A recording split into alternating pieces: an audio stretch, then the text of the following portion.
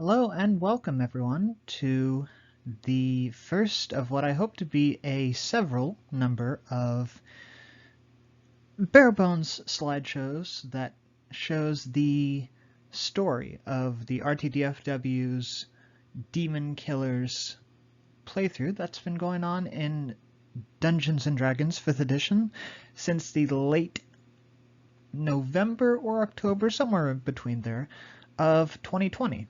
So, as today is October the 24th, 23rd, one of those two, of 2022, it'll tell you that things have been going on for a while. So, this is the group that would eventually call itself the Breakfast Club. We'll get into why very, very shortly. But just let's start with a sort of rundown of our main cast and the setting. So, in the early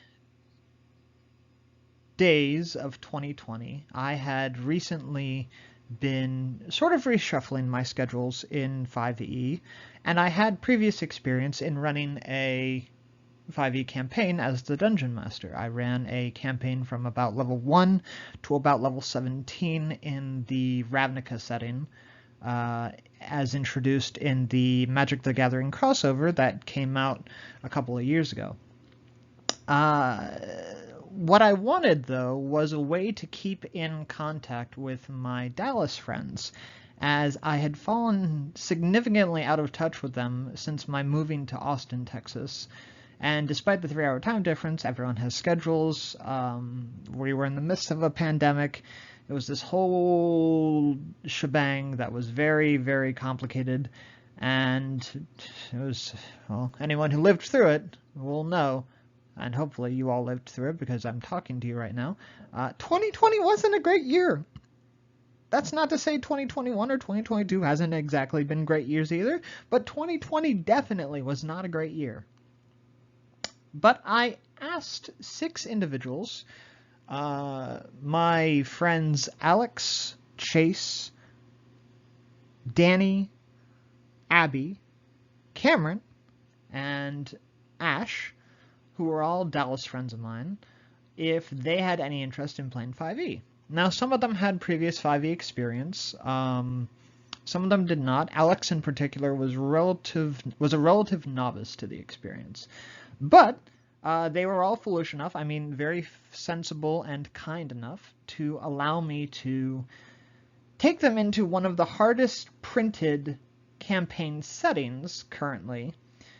And that's hardest due to the fact that the setting itself is kind of nightmarish. And that is the setting known as the Underdark. Now, for anyone who doesn't know what the Underdark is a section of the Forgotten Realms, or the main continent / world where so many things happen in current 5e setting. And the Underdark is sort of the underground. To say caverns is putting it lightly. It's kind of its own plane of existence in a way. There are very established societies, a lot of which are not of great individuals, such as the Dark Dwarves and Dark Elves. There are the insane Koatoa fish people. There are the Dark Gnomes, or the Deep Gnomes, rather, who are one of the few good ones, the mushroom-like myconoids. And the setting itself takes place when the party, whoever is participating in the party, is kidnapped and sent into the main section of the Dark Elves enslavement camps, as both the Dark Elves and Dark Dwarves are slavers by nature, and so it is a relative task to be kidnapped. Basically level 1, sometimes you can get away with level 2. It's kind of hard to kidnap level 3s and keep them in a cage. The book does some things to help with that, but they were level 1 when they started. And they all wind up kidnapped at the start of the session. Now, unlike my previous campaigns, where I didn't know this was a thing, my players asked, well, David, can we get a session 0? And I was like, sure.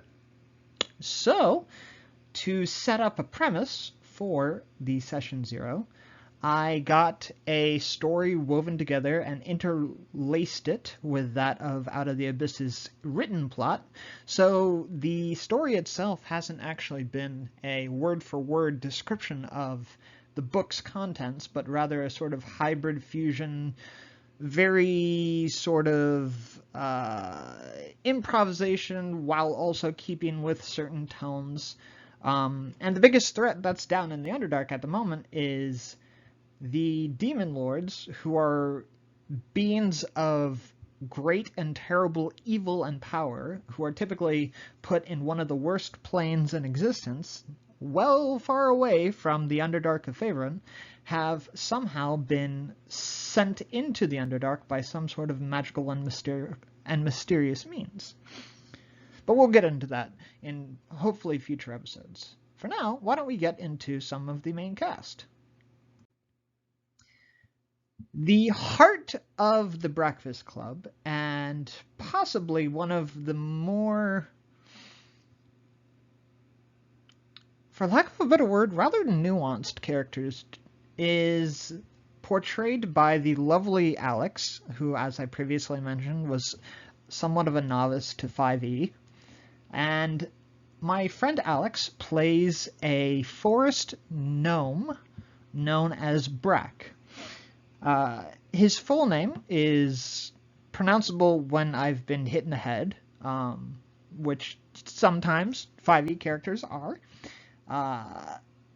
But the main things you need to understand about his character is it's actually quite shocking the amount of optimism and cheerfulness, which might be the same thing, but I'm not sure, that this single character has brought into this one setting throughout the entirety of the campaign thus far.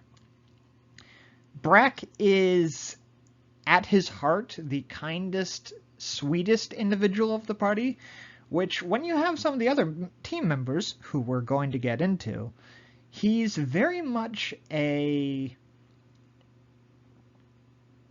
a nice, sturdy center to making sure that A, the party aren't a bunch of murder hobos, B, it's always great to be able to have adventure hooks be pulled at, because Brack's naivete can sometimes lead to that, and C, the fact that he's technically the oldest of the party. He's in his, I believe it's late 30s to early 40s. However, due to the longevity of gnomes, everyone in the party treats him rather like a little child, because they have no concept of the fact that his natural lifespan is about 500 years, while the rest of them is 120 generously. Generously, I might add again. Brack was not always originally the same character that he started as either. When choosing the Druidic Circle, which is the practice that a druid will focus on throughout their journey's progression, Alex found themselves rather disillusioned with some of the abilities of the Moon Druid.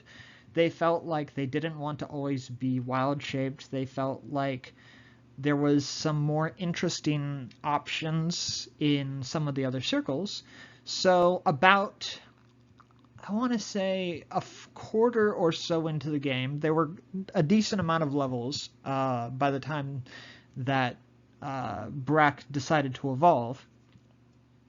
But Brack decided to become a member of the Circle of Wildfire, which swaps a lot of the shape-shifting elemental abilities with that of more a kinship to fire, the ability to summon a little fire familiar that has not only personality, they've named their little bird Flare, but also it helps based off of the fact that Brack has a previously and totally not inflicted by me in any way trauma to that of fire and arson.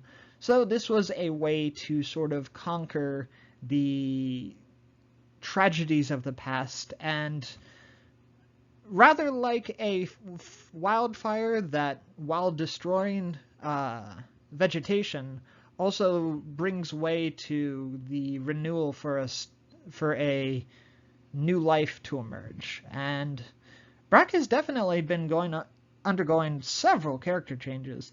They, at their current state, at about level 12, where the party is right now, which is a decent ways into character advancement, as the max level for 5e characters currently is 20. Brack has become less naive and more wise, no pun intended, because they are a druid, but also has still kept that optimism, which is one of the reasons why the party devotes itself so much to Brack's continuance and making sure that this little guy who has healed their wounds and filled their stomachs and brightened their days, if anyone's going to get out of the Underdark, they're going to make sure that Brack is at least the person to do so. Now, you can't have a heart of a party without having the arms that guard it and attack, and probably the person best described for the martial prowess in the party, with the possible exception of Ellie, who we will get into later, is the fallen Aasimar, since redeemed, Dark Knight Azrael, played by my lovely Australian friend Ash, who is one of our few friends who is not with us in the Lone Star State anymore. He used to be, and he has since moved. And when I approached him, he asked if I could accommodate a homebrew class. Now, now for some context, when I run D&D 5e, I always have a couple of rules. First off, there are certain races / combinations that I flat out do not allow because they have been built too strongly, too overpowered. The classic example of that are Aarakocra with their ridiculous 50-foot fly speed, certain bear totem barbarians because that's just too much innate resistance and gets rid of the one weakness, a whole bunch of things. But Ash approached me with a intriguing idea, and I had already seen a bit of it, of if he could play a homebrew class. Now, I am very familiar with allowing homebrew subclasses. In fact, several of my characters in my Ravnica campaign played homebrew subclasses, but never a homebrew class itself. And when he pitched the Dark Knight to me, I looked it over and I said, you know what? I should be able to learn new things, and it's paid tremendous dividends. There's rarely a bit of combat where Azrael isn't the biggest threat in the party, and he is very much he's always rather the straight man, along with another member who we will get into in a bit. He is, by all accounts, gruff and grizzled, but if Brack is the heart of optimism, Azrael is the heart of endurance. Many of the abilities that Azrael and Ash, his player, have gone to great lengths to try and get to be the shield for their party, to keep them alive in the horrors of the Underdark. And, as stated, Azrael hits like a truck and is also a tank. Now, granted, There are always ways around this. My favorite has been mind control, which always horrifies the rest of my players, and though he has since gotten something that can stop that. It's still always a pleasure to create a challenge for the party, knowing that I can hit them with ridiculously tough things, and there's still Azrael waiting in the wings, whether that's his natural angel wings that he has since redeveloped, or his just soaring personality. Azrael will always be there to help the Breakfast Club out of a tight jam. Still, he doesn't take a lot of nonsense from some of the more nonsensical members of the party, some of which we'll get into in just a few. Cruella is one of the two bards who joined the party at the very start, and Cruella, played by the lovely Abby, is rather, for lack of a better word, enigmatic. She always has a sense of guard to her thoughts and her feelings. But that also translates into a sense of patience that other members of the party don't typically exude in such an instance. She is also very blunt and straightforward. She will always call out the more ridiculous members of the Breakfast Club on their shit. And she also has trained herself to not only be an asset in combat, but along with Brack, one of the two members that the party most relies on for healing and the mending of wounds, both physical and emotional. Cruella currently has some mysteries in her story that she hasn't elaborated on with her party. And she was also the center of a very large plot point that we will get to later on. But the best thing to know about Cruella is that she knows what she wants to do. And she has that sort of drive that when she wants to do that, it's going to be done. And that sort of best foot forward approach has, in many instances, inspired, no pun intended, because she is a bard of the College of Lore, she has inspired many of her party members to go along with her ideas, and they view the rather sarcastic at times, but sweet in the interior, tiefling as, if not the mother figure, the older sister who's sicky old shit. Speaking of sisters, if Cruella is the sister who is very straightforward and very, very not a whole lot of nonsense to be had here, Ellie, the rogue, is the exact opposite. Played by my friend Cameron, who, this is not his first D&D rodeo. This half-elven swashbuckler was the first in the party to die in combat. And ever since that very early death, mind you, I believe they were only at level 5 at the time. Ever since that early death and subsequent resurrection, Ellie has had a sense of invincibility that always makes whatever I throw at the party, it makes adventure hooks a lot easier, because Ellie is rather like a very difficult instrument. If you don't know how to play the instrument, it's going to come off on a sour note. But if you know just the right keys to try and pique Ellie's interest, the amount of shenanigans that you can get away with in a session are extraordinarily fun. Now, that being said, Ellie is not a complete idiot. Ellie is foolish, but Ellie is not an idiot.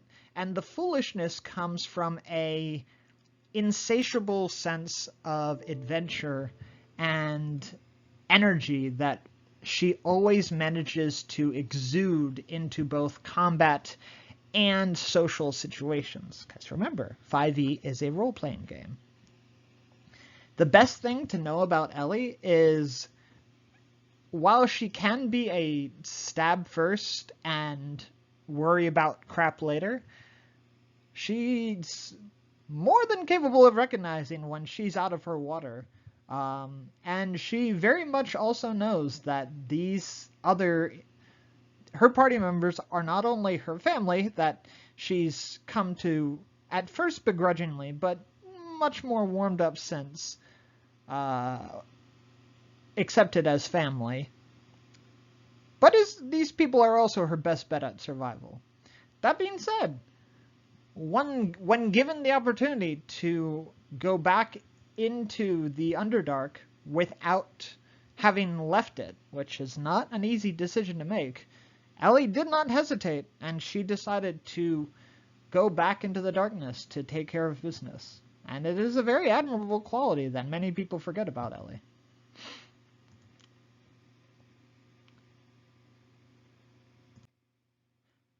Rivaling Ellie in the tomfoolery is perhaps the dual-headed, and that is both a euphemism and a slight jab at the character, but that's of Malos, the draconic tiefling sorcerer, played by my friend Danny, who he too, this is not his first 5e rodeo. He plays Malos rather like most people would play a charismatic character, but he also knows that the cruel, unfeeling god, who would be yours truly, who's running the campaign, is perfectly capable of humbling him at any time. That doesn't stop him, though. Malos is very much this interests me, I'm going to pursue this.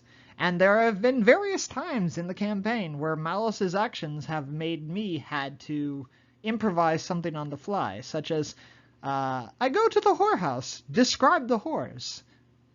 Crap. Situations of that nature. Malos is, at his core, though, still one of the most intellectually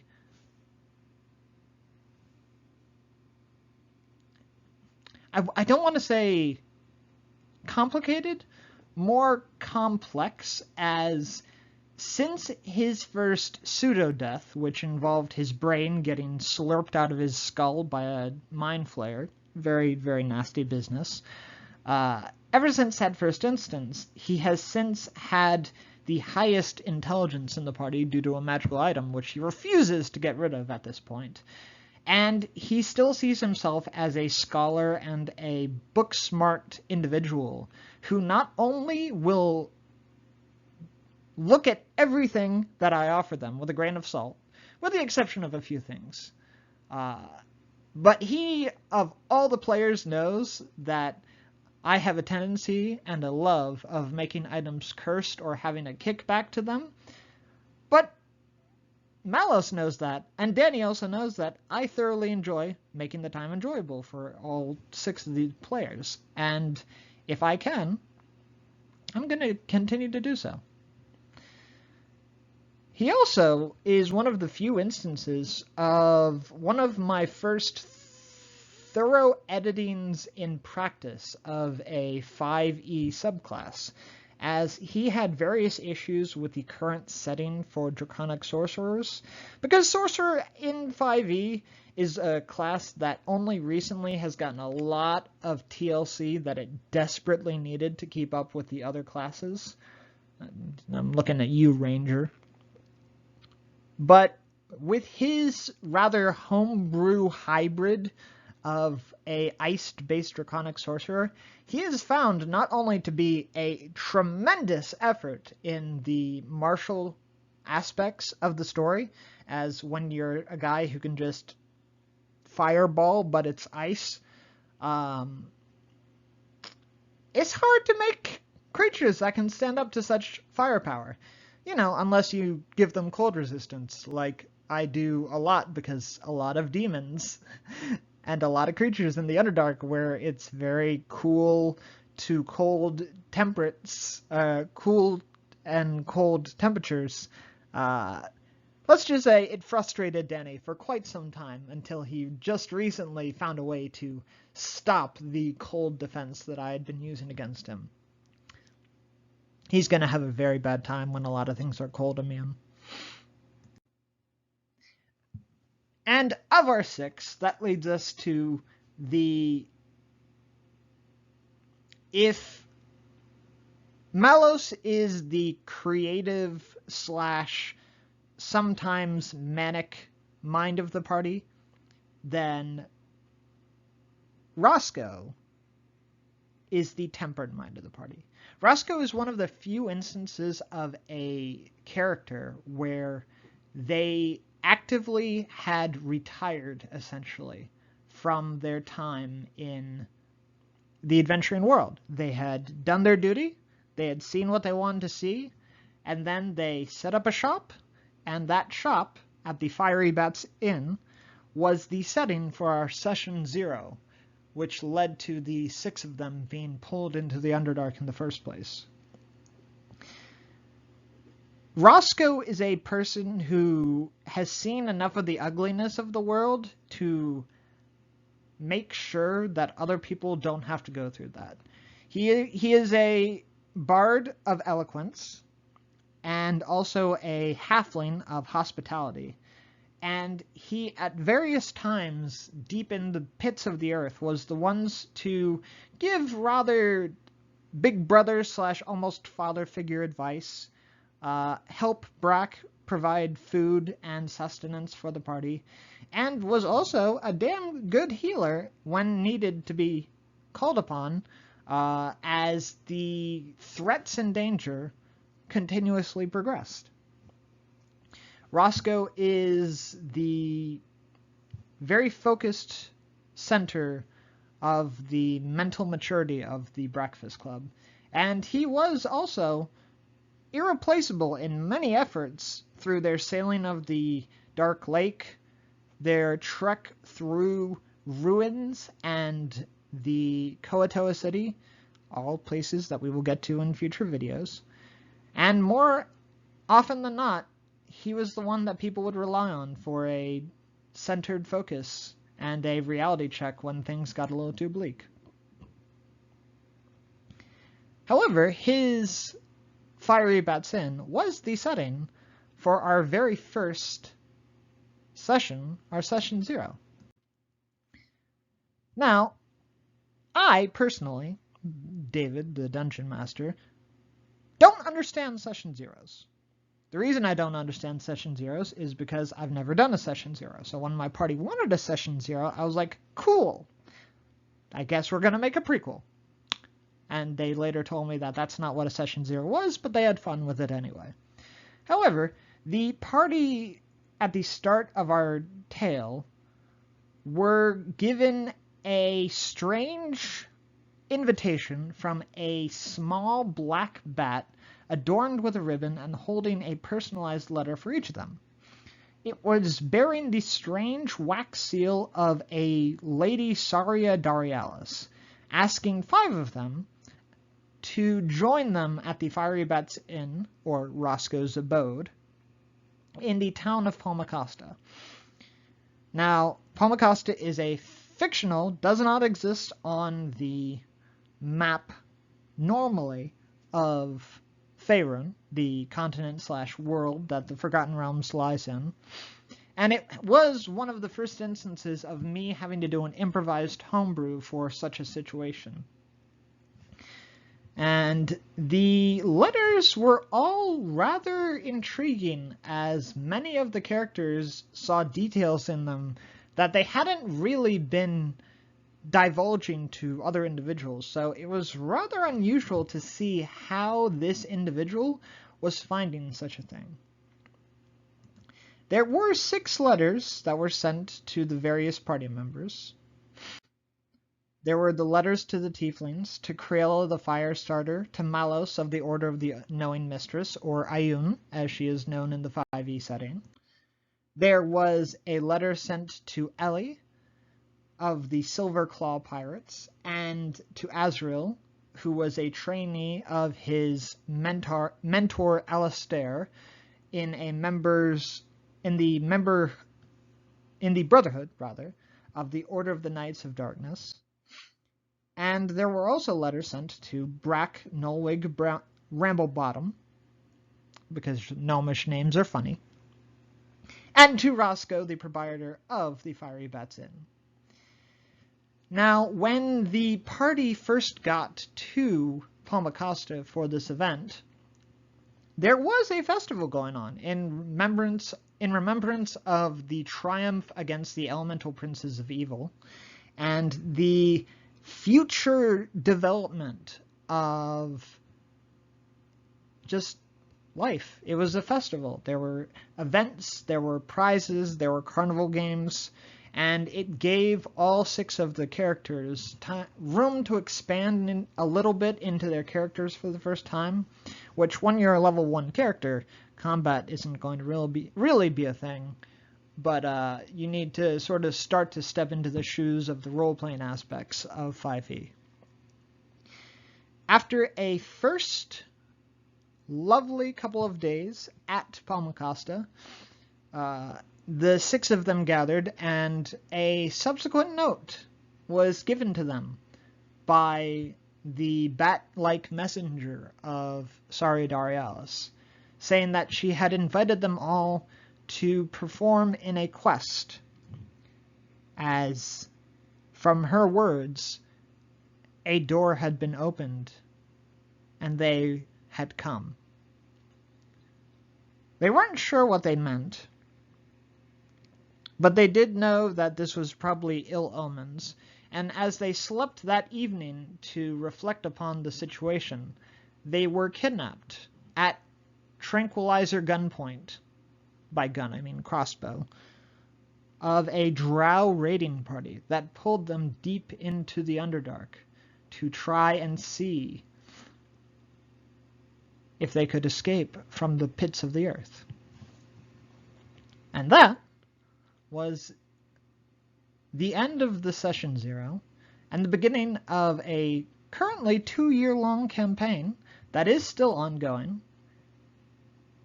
and will be elaborated on further in future episodes. So, once again, I'm the Dungeon Master, David. Thank you so much for your time in listening to this, if you have, and I look forward to y'all the next time.